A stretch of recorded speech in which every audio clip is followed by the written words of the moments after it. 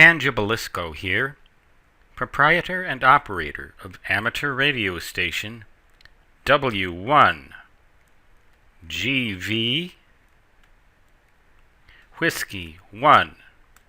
Good vibrations at your service to describe what I consider the perfect monoband vertical. Actually, this is known technically as a ground plane antenna or a ground plane vertical, because it isn't mounted directly on the ground. The base insulator, as you can see, is above the ground, and this supporting pole should be at least 1/4 of a wavelength high. There is no need then to have an elaborate system of radials lying on the ground. In fact, only 3 or 4 radials are what you need in order to make this work right, but they have to be the right length. They have to be resonant at 1/4 of an electrical wavelength, as does the vertical radiating element.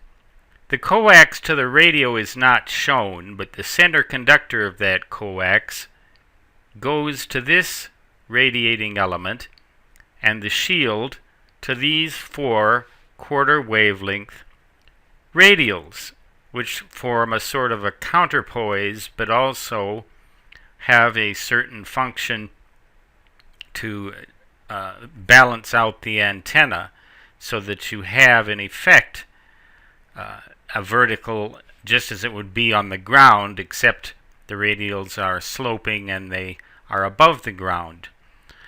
The fact that they're above the ground, as I said, reduces the need, or eliminates the need completely, for an elaborate system of radials lying on or under the surface. Once you have this sort of a thing erected, and this pole can either be metal or wood or anything strong enough to serve as a good support, these double as guy wires, these radials, and if they're sloped at about a 45-degree angle, the feed point impedance here will be about 50 ohms.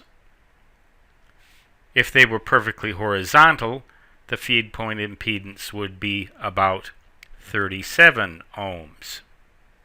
If they were vertical straight up and down, in other words, a vertical dipole, you'd have about twice this, or 73 ohms.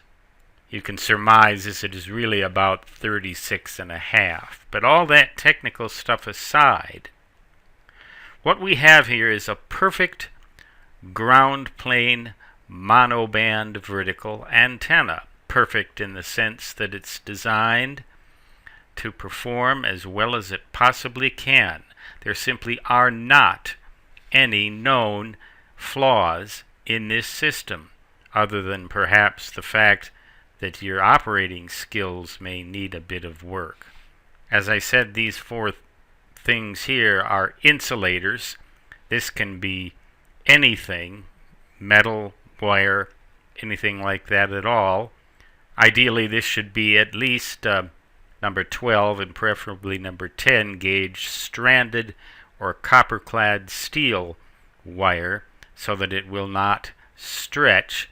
And of course, these radial ends of the radial supports have to be firmly anchored in the ground, because they double as guy wires.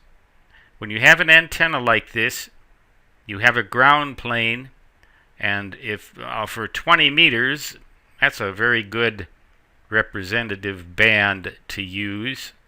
The length is about 16 feet for the vertical radiating element, maybe a little more, and about 16 feet also for each of the 3 or 4 radials. Now you can, a cool idea is to put up 5 radials. That way, if one of them breaks, the other 4 will be arranged geometrically in such a way as to keep this structure from falling down. Otherwise, the thing could collapse if only one of the radials breaks, or even 6. But all you technically need is 3. So that is what I consider the perfect monoband ground plane vertical antenna. You can double this number for 40 meters. I don't know, I haven't calculated for 30 meters or any other bands, but it'd work perfectly well for 15 meters. Then it'd be about 11 feet. And 10 meters about 8 feet.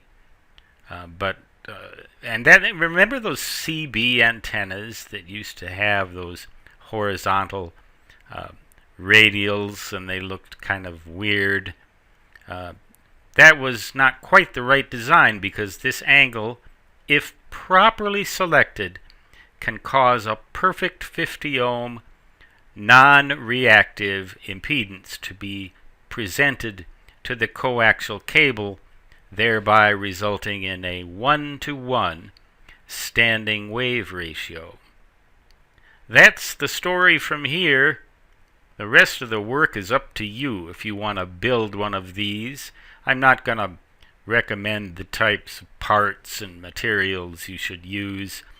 You're an amateur radio operator, aren't you? You can figure that out. I think. Well, you will if you want to make this thing work.